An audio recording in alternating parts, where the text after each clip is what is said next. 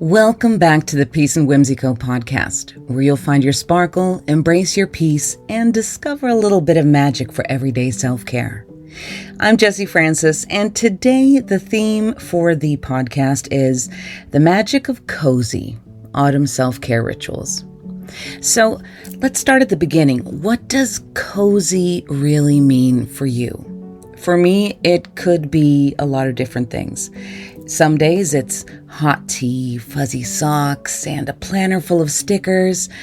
Sometimes it could be a glass of wine, some chocolate, or just like a at-home facial, something like that, preferably with a candle flickering nearby. But cozy isn't just about aesthetics. It's about creating a space, mental and physical, where you feel safe, comfortable, and at ease. So, what's your ultimate cozy setup? Why don't you guys DM me, tag me, or do something like that at Peace Whimsy Co. Or, just drop a comment. Tell me what you guys are up for. I went to see some blanket forts, pillows, and just like all the coziness. I don't think there can be such a thing as coziness overload, to be completely fair. So something that I really love to do, and it doesn't matter if it's autumn or if it's summer, if it's winter, but journaling and burning a candle is something that to me is essential for just getting into the headspace of being in cozy mode. I'm not really necessarily a journaling in the morning kind of girly. A lot of people are. I do think that it's really important to sort of start the day off with intention. But I tend to be more of a reviewing, like when it comes to my own journaling practices. It's usually in the evening when things kind of slow down a little bit. Mornings, I think also as a parent, mornings tend to be kind of insane and a little bit intense, because I know that I don't just have to get myself in order, I also have children. And being cozy and relaxed in the morning, unfortunately, does not happen every day. Sometimes it does, and when it does, that is glorious. But being realistic is also important, because if I set myself up I do actually think for an entire year, I did this thing where I went to bed at like 9 p.m. and I woke up at 5 a.m. because I knew that this was like my time to have time alone and get some peace. And that was glorious. And it was, to be fair, super cozy. But it also wasn't really sustainable for me in the long run. So I think kind of trying a few things out and seeing what works for me in my lifestyle and my life situation, it's important to be able to do those things without beating ourselves up when something doesn't maybe necessarily work. It's important. So for me, hot tub sessions or bathtub sessions are hot tub. I'm devastated. We've had an inflatable hot tub, and it has been my lifesaver for chronic pain situations. It has been so nice. Unfortunately, since it was one of those inflatable ones, it also was a deflatable one, and yeah, we had to let it retire because it decided it did not want to hold air the way we wanted it to. So that is sad, super sad. But heat and like water, so like hot bath, hot shower, whatever, so nice. It's therapy. It's not luxury. For me. So at this point, I have resorted to taking a hot bath and just some cozy showers. Making my own cozy corner is another one of those. Oh my God. I love just kind of when you have a day off or you have an afternoon or evening to just be like, okay, blanket, books, snacks, zero guilt, just creating a space for myself. Just kind of, I tend to nest. Like I love to just like make myself a cozy little nest where I can just like know that, okay, I've got everything that I want within reach. It is so nice. I also love batching my self-care time. I mean, setting aside time for self-care as opposed to just using leftover time. Because I think a lot of times we kind of think of it like, okay, I will schedule things that I need to do for work or plans that I've made with other people. And you know that this time is set aside for this or that. But instead of just giving myself leftover time, saying, okay, well, this time is specifically dedicated for self-care, for me to do whatever feels like it is what I need in the moment. And yes, it could be something that's more like, okay, I'm going to do an at-home facial. I'm going to do this. I'm going to do that. Other times it might just be, you know what, I need to take a nap, or I just need to watch a movie or binge a few episodes of a TV show. Just saying, okay, this is not leftover time. This is dedicated time for myself, and giving myself permission to say no to other things that I might feel like, okay, this is something that would potentially drain me. And it's just saying, you know, it's okay. It's okay to say, I'm not up for this right now, or no, thank you. I mean, I don't want to be a dick about it, but I mean, at some point I have to say it's okay for me to prioritize myself. And sometimes self-care is just basically hiding under a blanket for an hour or two, just retreating, because sometimes that's exactly what I need. And it's okay to put my own needs first. Listening to my body is something that I have learned throughout the years is essential for myself. I don't always do it perfectly, just putting that in there to be completely honest, but it is really important. And I think that that's something that over the years I have learned to acknowledge a little bit better. And if my only accomplishment today is surviving, that's enough. Sometimes that's all I have. That's all I can give myself. I tend to color code. I like color coding. I like stickers. This is just the kind of person that I am. And I do like to work a lot with spoon theory. So for those of you that know spoon theory, I'm just going to go over it super, super fast. For those of you that don't, spoon theory is something that we talk a lot about when it comes to chronic illness, burnout, things like that. And it's kind of a way of measuring your energy for a day. So say that you start your day out with 10 spoons. Okay, so we have 10 spoons, and everything that we do throughout the day is going to cost X amount of spoons. And at the end of the day, you kind of need to have budgeted your spoons or your energy so that you're not totally running on empty.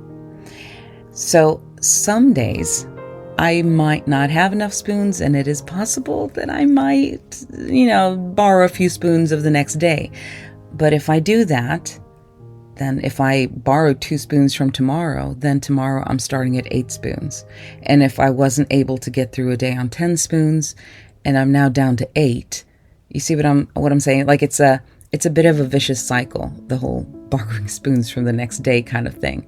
So when it comes to color coding, sometimes like I will say, okay, today is a green day. I am Green Day, like the band. No, it's a day where I have a good amount of spoons. I have enough energy. Yellow might be a medium day. I'm running a bit low. Red, it's a bad day. And kind of having to acknowledge the fact that some days are the way that they are, and that means I also need to adapt how much I'm expecting of myself, and maybe building in buffer time for big events or launches, and not overloading and overstuffing my days. This is really, really good for kind of being able to say, okay, if I'm looking at a few days ahead, okay, what exactly is it I am planning, and am I being realistic? I know that this thing here, like if it is going out for coffee or something like that, yes, it'll be wonderful, and it'll be nice to meet people that I love and care about, but it's also going to cost me maybe 2 or 3 spoons. And if I'm also planning on like working that day, that's going to cost me a bunch of spoons. If I'm also planning on cooking dinner, going grocery shopping, and running other errands, am I being realistic, or do I need to redistribute things in a better way? I think that is very important, especially if I want to make sure that I am not starting the next day in a spoon deficit, kind of.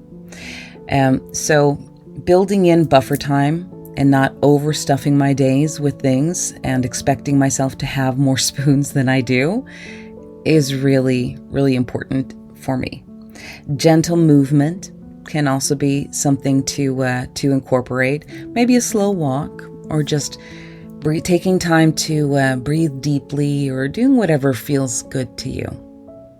So a little bit of just like extra cozy rituals that you might put into your day is switching out blankets and mugs and things like that. Just, like the little things for that little extra sparkle in your everyday. I tend to love to switch things up seasonally. So when it's fall, it is like, okay, all the oranges and browns and reds, all of those things are coming out. Maybe taking out my favorite pumpkin mug. I love that. Honestly, when it comes to fairy lights, for example, for a little bit of extra sparkle, I do that year round. It doesn't, to me, it's not just a colder or darker part of the year. I love fairy lights. I think that they're the goodness. Mindful moments as well. Savoring the moment. Savoring that first sip of tea or coffee. Noticing the way that the sunlight feels when I just like close my eyes and enjoy sitting in the sun on a nice sunny day, obviously. That is one of those, like, just catching the moments of coziness. It is kind of blissful, and I think there are a lot of those moments that we can catch if we just pause to notice them a little bit more. Reading a really, really good book, that can be so cozy, and it can be it doesn't even necessarily have to be a cozy read. I do love me a good cozy murder mystery or a good cozy romance, definitely, but it doesn't really have to be that. I think just snuggling in and reading a book can be a perfect thing to do any time of year, really. But fall, to me, I love reading in the fall. If you guys have any favorite books or anything like that, feel free to share some of your reading inspo for the fall, because I am always looking for something new to read, and I'm running a little bit low on my to be read list. I don't know why. So, favorite cozy rituals that you might have, throw those in the comments. Favorite books, all of those things, and maybe like share anything that you do to keep cozy.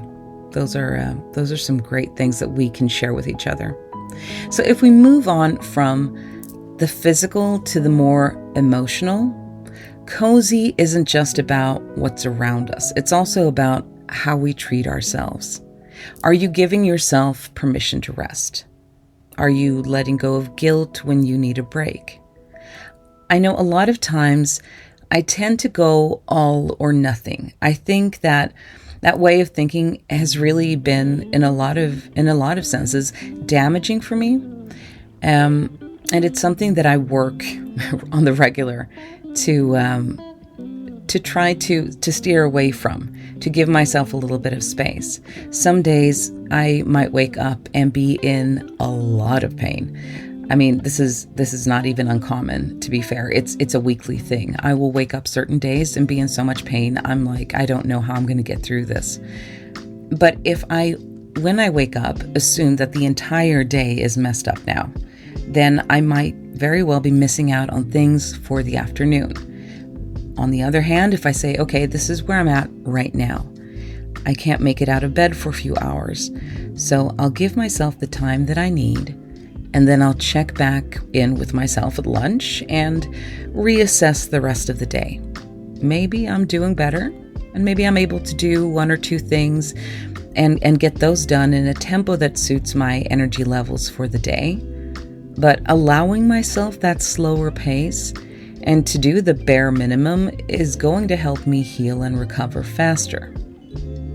So, a few quick tips, maybe some hacks. I don't know if you guys have anything, share it.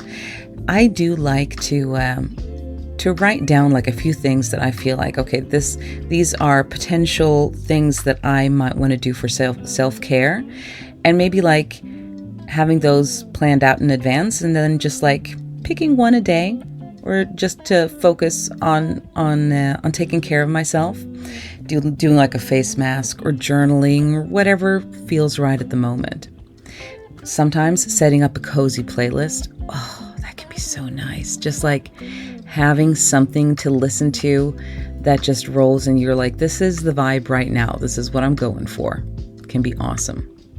Trying out a new cozy recipe like soup or hot chocolate, or just treating myself to whatever makes me feel good inside at the moment.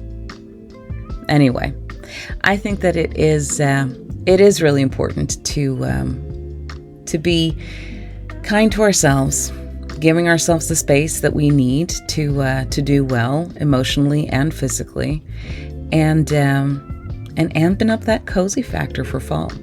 Thank you so much for joining me for another Peace and Whimsy Co podcast episode. Remember, a little bit of whimsy can brighten every day. I'll see you next week. Bye-bye.